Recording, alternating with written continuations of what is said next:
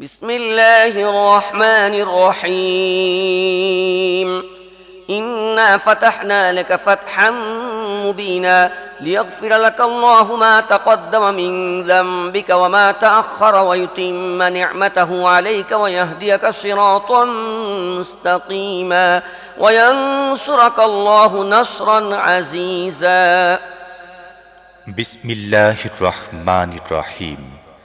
হে নবী, আমি তোমাকে সুস্পষ্ট বিজয় দান করেছি, যাতে আল্লাহ তোমার আগের ও পরে সব ত্রুটি বিচ্যুতি মাফ করে দেন, তোমার জন্য তার নিয়ামতকে পূর্ণত্ব দান করেন, তোমাকে সরল সহজ পথ দেখিয়ে দেন এবং অত্যন্ত বলিষ্ঠভাবে সাহায্য করেন।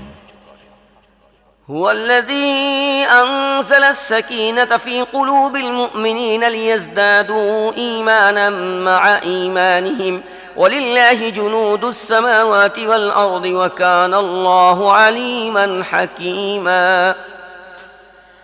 তিনিই তো সে সত্তা যিনি মুমিনদের মনে প্রশান্তি নাযিল করেছেন, যাতে তারা নিজেদের ঈমান আরো বাড়িয়ে নেয়। আসমান ও জমিনের সমস্ত বাহিনী আল্লাহর কর্তৃত্বাধীন, তিনি মহাজ্ঞানী ও কৌশলী। ليدخل المؤمنين والمؤمنات جنات تجري من تحتها الأنهار خالدين فيها ويكفر عنهم سيئاتهم وكان ذلك عند الله فوزا عظيما ويعذب المنافقين والمنافقات والمشركين والمشركات الظانين بالله ظن السوء عليهم دائرة السوء وغضب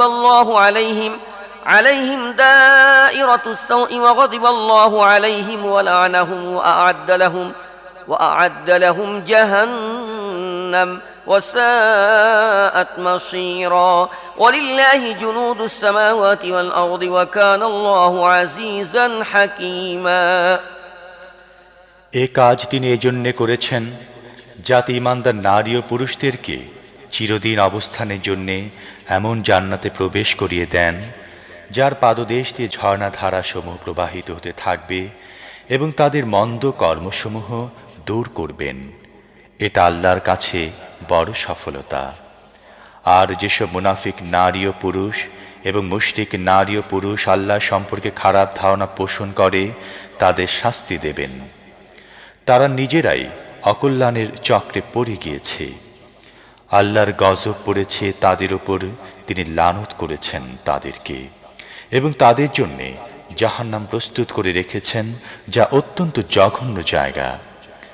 আসমান ও জমিনের সকল বাহিনী আল্লাহর কর্তৃত্বাধীন, তিনি মহাজ্ঞানী ও কৌশলী।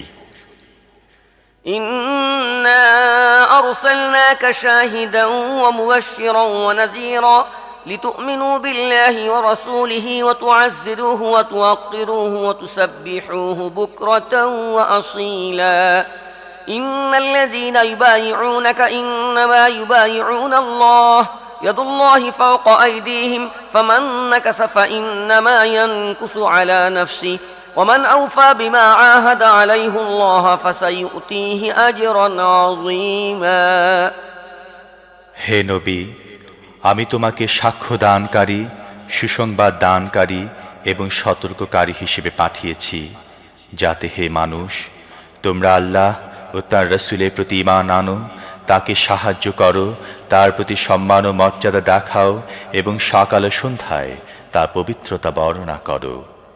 হে নবী, যারা তোমার হাতে বায়াত করছিল, প্রকৃতপক্ষে তারা আল্লাহর কাছেই বায়াত করছিল। তাদের হাতের ওপর ছিল আল্লাহর হাত। যে এ প্রতিজ্ঞা ভঙ্গ করবে, তার প্রতিজ্ঞা ভঙ্গ করার অশুভ পরিণাম তার নিজের উপরই বর্তাবে। আর যে আল্লাহর সাথে কৃত এ প্রতিশ্রুতি পালন করবে, আল্লাহ অচিরেই তাকে বড় পুরস্কার দান করবেন।